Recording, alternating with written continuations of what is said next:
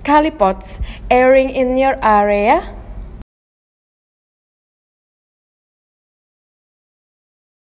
Halo guys, kembali lagi bersama saya Bayu, saya Nanan dari Kaliberbox. Kali ini memasuki Kalipods episode kedua. Kita akan bahas soal apa nih Mas? Kita akan membahas soal jodoh. Soal jodoh dan bagaimana mencari jodoh menggunakan digital marketing. Stay tuned. Oke, supaya topik ini masih relate dengan bisnis digital marketing dan apa yang topik yang kita bahas sesuai dengan deskripsi dari podcast ini, kita akan membahas sesuatu yang lebih relevan dulu dalam bisnis, yaitu adalah tentang bagaimana kita mencari partner, dalam bisnis. Oke. Sebagaimana nih, gua sama lu kan bisa dibilang partner gitu kan? Ya. Memang partner lah. Gitu kan? Memang partner Pak. Ya. Yang mana kita juga bertemu, kita sama-sama orang asing, bertemu juga baru beberapa tahun belakang. Yes. Dan kita sampai saat ini masih menjalankan bisnis ini, kita sampai saat ini masih survive. Dan menurut lu nih, dari sudut pandang lu, kira-kira apa sih poin-poin yang harus dimiliki ketika kita mencari seorang partner bisnis yang cocok, yang bisa menjadikan, yang bisa membawa bisnis kita lebih maju, lebih berkembang, dan akhirnya sukses gitu. Oke. Kalau gue sih kita bahas dari pengalaman kita berdua aja Mas ya. Ya. Biar lebih relevan. Jadi kalau waktu itu memang sebenarnya lu sama gue itu sama-sama tahu mengenai yang namanya Law of Attraction. Jadi buat teman-teman yang belum pernah dengar Law of Attraction, bisa coba baca bukunya The Secret ya. Nah, jadi intinya Law of Attraction itu suatu hukum yang menyatakan bahwa seseorang yang memiliki frekuensi sama dengan yang lain itu akan cenderung tarik-menarik. Lebih lanjut, apa yang kita pikirkan, apa yang kita akan selalu inginkan, kita selalu doakan, eventually bakal terwujud kalau kita benar-benar sungguh-sungguh memintanya ya. Nah, jadi dalam konteks Law of Attraction ini bisa digunakan juga untuk mencari partner sebenarnya. Nah, gue sama Mas Tanang itu tergabung dalam suatu grup yang mempelajari tentang Law of Attraction. Jadi kita sama-sama punya keinginan ya, sama-sama punya cita-cita gitu. Kalau kita ingin mendirikan suatu digital agency bareng. Nah sebelumnya kita nggak pernah ketemu sama sekali, tapi kita ketemu di forum tersebut. Dari forum tersebut, gue sama Mas Tanang sepakat untuk meeting, nyari tahu gini kan, apakah kita bisa berpartner lebih lanjut lagi untuk jadiin ide bisnis ini jadi kenyataan. Waktu itu gue masih ingat, kita meetingnya di mana Mas waktu itu pertama kali? Di Living World. Di Living World, Solaria bukan sih? Solaria. Terima kasih Solaria. Terima kasih Solaria sudah mempertemukan kami. Ya. Jadi awalnya sebenarnya dari situ. Ketika ketemu pertama kali itu ternyata gue ngerasa lu sama gue tuh punya vibes yang kurang lebih sama. Ya. Kita bicara soal bagaimana sih kita mempraktekkan loa di kehidupan kita sehari-hari, gitu kan. Kayak misalkan lu tiba-tiba lebih mudah mendapatkan parkiran gitu kan, sesuai dengan yang lainnya gitu kan. Benar. Akhirnya dengan topik pembicaraan loa gitu kan, kita merasa nyambung nih gitu kan. Ada frekuensi yang sama nih di antara kita gitu kan. Minimal itu dulu gitu kan. Benar. Akhirnya kita ngobrol panjang lebar, apa sih tujuan kita segala macam dan sebagainya. Terus ya kita sama-sama punya itu kan, punya keinginan untuk bangun bisnis lah. Benar. Dan kondisi saat itu kita juga lagi nggak punya modal sama sekali kan. Benar sekali, nggak ada modal sama sekali. Benar modal dengkul. Akhirnya yang mungkin kita lakukan adalah ya kita jual diri. Kok orang jual ya jual diri. Kita jual apa yang kita bisa lah. Kita jual skill kita dengan mendirikan satu perusahaan berbasis service, dan kita sama-sama bisa digital marketing walaupun mungkin saat itu masih newbie gitu kan, masih banyak yang harus kita gali lagi gitu kan. Tapi karena keinginan kita keinginan kita dalam mulai bisnis, akhirnya kita nekat gitu kan. Benar. Akhirnya kita nekat dan kita mulai kita akhirnya salaman dan kita bikin kontrak segala macam lah, itu di belakang itu ada terjadi seperti itu. Iya. Dan kita mulai bisnis itu dengan nama Andrewworks kan. Yes, awalnya mulai Andrewworks. Dengan nama Andrewworks dan berjalan beberapa bulan dan kita memutuskan untuk resign kan ya dari perusahaan masing-masing gitu. Yes, benar. Karena kondisi saat itu kan kita masih bekerja ya. Benar. Dan apalagi lu kan bekerja di perusahaan multinasional yang lumayan gajinya besar. Kalau gue kan masih kecil lah, masih ya under di bawah 2 digit lah gitu kan. Kalau dia mungkin lebih di atas 2 digit gitu kan. Tapi karena mungkin menurut gue sih mungkin kita memiliki apa ya, keyakinan yang sama bahwa bisnis ini bisa berkembang, bisa besar dengan berjuang maksimal. Ya akhirnya kita sampai titik saat ini gitu. Benar.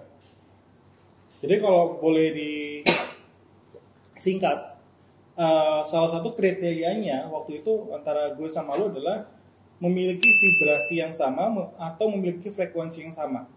Jadi itu lebih tepatnya mungkin kayak ini ya, feeling lah ya, insting. Ketika lu ngerasa ini partner bisnis lu yang benar gitu kan, lu akan merasa positif. Lu akan ngerasa juga bahwa oh, this is the one gitu loh. Jadi nggak ada keraguan, lu nggak mikir 2 kali 3 kali, lu langsung ngerasa kayaknya kalau dia cocok nih gitu. Tapi tentu aja balik lagi, cocok bukan berarti bisa langsung jalan bareng ya mas ya. Yeah. Kalian harus ngecek, ini yang kedua sih ya, cek level komitmen kalian itu sama apa enggak. Nah, dalam kasus gue sama Mas Nanang, kita sama-sama memutuskan untuk resign dan fokus untuk membesarin agensi ini gitu. Nah, itu level komitmennya sama. Jadi kita benar-benar bersedia fokus dan gimana pun caranya make this happen gitu. Dan gue masih ingat ya mas ya, waktu kita mulai awal kerja itu kita pindah ya dari ada sama kerja di warteg juga, dari kafe ke kafe, iya. Dan benar-benar karena kita nggak punya uang berdua seperti yang Mas Anang bilang, itu kita benar-benar modal dengkul. Jadi kita tawarin dengan menggunakan skill yang kita punya. Waktu itu Mas Anang punya skill di sosial media dan gue punya skill di digital marketing. Ya udah, kita cari klien dengan dua skill tersebut gitu ya, dan ternyata ya dapat aja Pak ya. Ya dapat aja dan akhirnya kan ya sekarang menjadi sekarang jadi seperti ini gitu kan. Iya. Dengan kondisi ya kita udah mulai dipercaya oleh berbagai klien dari tingkat mulai mungkin UKM sampai perusahaan-perusahaan besar gitu kan. Iya, dan bahkan kita juga dapat klien di luar negeri ya Pak ya. Luar negeri juga. Dari Kanada ada, dari Hong Kong juga ada. Ya lumayan banyak lah. Dan itu benar-benar kalau gue kadang kalau inget terharu juga sih ya sama achievement so far. Ya berarti kalau misalkan dirangkum nih, kira-kira ini buat teman-teman yang mungkin mendengarkan podcast ini ya, bagaimana sih menurut lu ya, apa sih yang harus mereka lakukan supaya mereka bisa mendapatkan partner yang tepat? Oke. Mungkin step by stepnya itu ngapain aja sih gitu? Oke, kalau gue boleh rangkum, yang pertama adalah pasti kalian harus terutama ya mengenal diri kalian sendiri. Kalian tahu kelebihan kalian itu apa, kekurangan kalian itu apa. Terus dari sisi kekurangan ini kalian tanya, apakah saya punya waktu untuk mempelajari semua yang menjadi kekurangan saya ini? Apakah saya punya dana untuk hiring orang untuk melakukan semua kelemahan saya ini? Nah, kalau misalnya yang pertama, kalian nggak punya waktu dan nggak punya uang juga yang kedua, ya berarti lebih baik kalian cari partner yang bersedia melalui jalan tersebut bersama kalian. Jadi, yang pertama adalah pastikan dulu kelebihan kekurangan kalian dan kalian tuh maunya apa sih yang kalian cari dari partner kalian. Jadi definisikan dulu. Dalam hal ini waktu itu gue nyari partnernya memang orangnya tuh yang kalem yang pertama, kemampuan analisanya bagus ya, kalem banget. Bapak lumayan kalem. Yang kedua kemampuan analisanya bagus, yang ketiga pemikiran terstruktur, dan yang keempat waktu itu berani mengambil resiko. Dan ya Bapak memiliki kemanfaatnya gitu. Jadi buat saya sih nggak ada kebetulan ya. Sekali lagi saya percaya kalau law of attraction itu benar adanya dan itu yang terjadi. Yang kedua adalah gabung ke komunitas. Jadi kalian cari tahu gitu kan. Kira-kira partner kalian ini habitatnya di mana sih gitu. Mereka stay itu di mana? Yaudah kalian cobalah eksis di situ, say something gitu kan, untuk menarik kira-kira orang-orang yang sevisi misi dan memiliki kelebihan yang kalian cari. Itu yang kedua. Yang ketiga adalah begitu kalian sudah menemukan, kalian coba aja ketemuan dan pastikan level komitmennya sama. Kalau level komitmennya sama, bisa jalan. Ya, itu yang kita lakukan sih. Mungkin ada lagi yang mungkin dari ada lagi mungkin yang tips lain, tapi itu hal yang kita lakukan sama-sama. Saya juga dulu kan awalnya pengen bisnis dan mencari partner itu kan saya menemukan diri saya terlebih dulu gitu kan. Apa kekurangan saya, siapa saya sebenarnya gitu kan, dan apa kelebihan yang saya miliki gitu kan, dan siapa sih yang bisa melengkapi kekurangan yang saya miliki gitu kan. Makanya saya join ke sebuah grup komunitas yang energinya positif tentunya. Terus di sana juga kebetulan mereka itu di sana tuh mereka juga interestnya sama, dia interestnya digital marketing, interestnya law of attraction, terus interestnya juga bisnis online, entrepreneurship gitu kan. Makanya saya rasa di sini mungkin tempat yang paling tepat untuk mencari partner gitu kan. Dan ya akhirnya kita dipertemukan dan sampai saat ini gitu. Benar.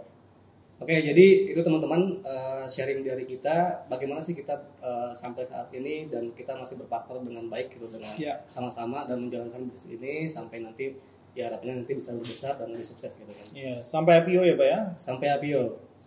Doakan kali beruk IPO. Oke, tapi ada beberapa pertanyaan yang mungkin unik sih, ada pertanyaan unik dari saya dan teman-teman yang lain mungkin yang masih para jomblo gitu kan. Tadi kan kita bicara partner bisnis ya, dan partner bisnis. Kita menjadi partner secara online sebenarnya kan. Kita kita sapa-sapaan melalui online, terus kita juga ya akhirnya mungkin kita tukeran nomor WhatsApp, terus akhirnya ketemuan gitu kan. Tapi awalnya itu kita bertemu secara online, jadi melalui Facebook group, melalui Facebook pribadi, dan ya itu online gitu, melalui chatting segala macam gitu kan. Nah, bagaimana menurut lo nih? Bagaimana kalau kita bicara soal pasangan hidup? Pasangan hidup memungkinkan nggak sih kita ya mungkin ada ya cerita-cerita di online cerita teman-teman yang ketemu jodohnya secara online mungkin ada gitu. Tapi prosesnya seperti apa sih? Memungkinkan nggak sih kita menemukan jodoh yang tepat secara online dengan mungkin digital marketing atau sosial media atau apapun bentuknya, tapi secara online gitu. Akhirnya sampai akhirnya kayaknya ini jodoh gue nih gitu kan. Minimal ketemu ini jodoh gue nih. Akhirnya kita mungkin ajak ketemuan segala macam gitu kan. Kira-kira prosesnya apa sih yang harus dilakukan? Menurut lu possible nggak sih kita mencari jodoh secara online, jodoh yang tepat ya, jodoh yang tepat sesuai dengan mungkin ideal gue seperti ini gitu. Ya bisa-bisa aja sih, secara teoris bisa.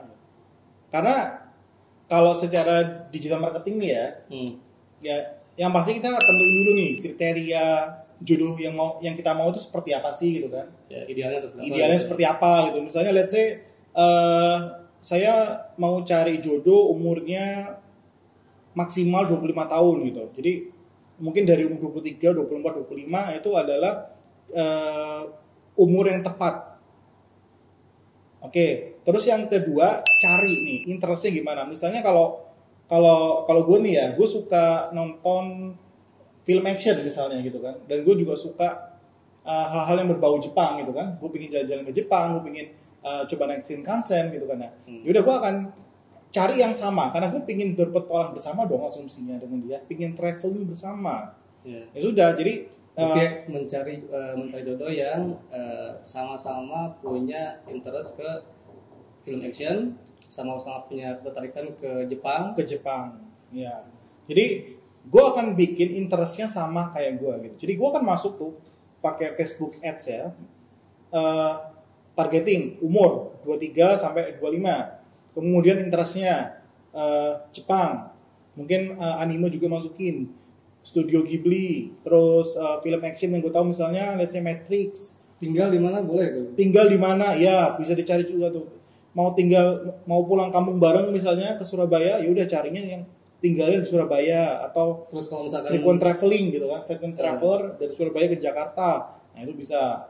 kayak misalkan ini agak sensitif nih, biasanya jodoh tuh harus sesuai dengan sama-sama satu agama misalkan, Ya. itu bisa juga itu. Oh bisa, jelas di interestnya bisa diatur seperti itu. Jadi interestnya nih sama-sama yang Kristen, sama-sama yang Muslim buat lo gitu kan, bisa juga gitu. Ya udah, tinggal masalahnya tinggal ads kreatifnya nih. Berarti ads kreatifnya, tapi ya menurut gue sih nggak bisa langsung bilang halo, kenalin saya Bayu dan saya mau cari jodoh ya. nggak bakal ada yang mau deket juga. Lu siapa gitu? Ya. Iya gitu kan.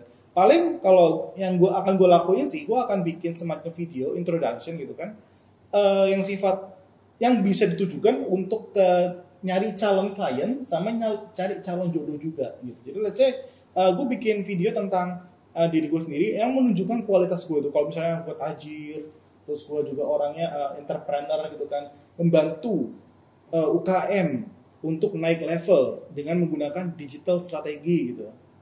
Nah, terus gue masukin bercandaan gitu kan, plus saya jomblo. Jadi ya dapat klien dan juga mungkin dapat calon jodoh gitu kan. Atau kita bikin konten yang mungkin tadi sifatnya ke interestnya tadi, misalkan interestnya jalan-jalan atau Jepang gitu kan. Ya. Kita bikin konten, mungkin kita bikin anime gitu, Benar. desain anime atau apalah sifatnya gitu yang kira-kira Benar. nih gua nih gue Bayu gitu kan, gue suka anime, gue suka jalan-jalan, gue juga entrepreneur, gue juga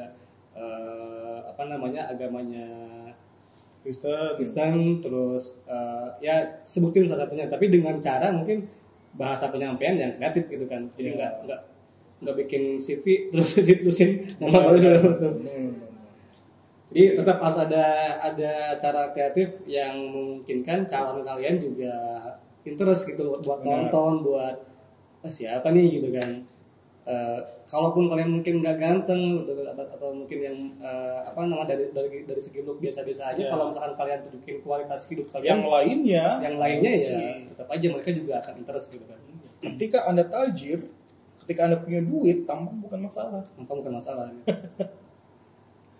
Oke, berarti teman-teman yang masih jomblo, kalian bisa coba digital marketing untuk pencarian jodoh kalian. Ya coba aja mungkin budget 50.000 per hari gitu kan. Per hari lah ya. Just for fun coba aja. Tapi coba kalau aja. gagal jangan cari saya ya. Ini juga bisa di testing untuk untuk kalian belajar digital marketing lah, belajar bagaimana menjalankan digital ads segala macam gitu kan. Benar. Sekaligus membangun personal branding kalian juga kan, lumayan tuh bisa dapat followers. Bener gitu. tuh, bangun personal branding. Kalau kalian influencer atau pengen jadi itu Instagram selebgram juga bisa coba cara seperti ini.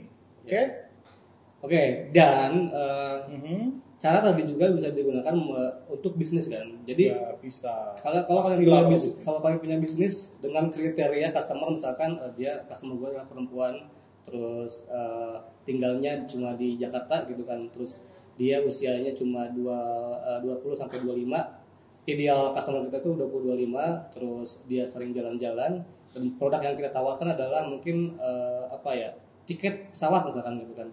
Nah, tiket pesawat langsung ke hati. Atau paket liburan gitu. Nah, kita bisa melakukan seperti itu. Artinya kita bisa mentargetkan orang yang tepat sesuai dengan kriteria yang sudah kita tentukan sebelumnya. Tergantung nanti kalian implementasinya, bagaimana eksekusinya, bagaimana kreatif ads-nya, bagaimana kontennya, ya itu yang harus dipikirkan lebih dalamnya lagi gitu. Yes. Oke. Apalagi ya? Mungkin itu aja podcast kali ini. Episode 2 disebutkan sekian. Soalnya agak beribut, saya masih agak gugup soalnya. Episode 2 soalnya. Oke guys, jadi sampai di situ aja pembahasan kali ini. See you at the next Kalipods. See you, bye bye. Thank you.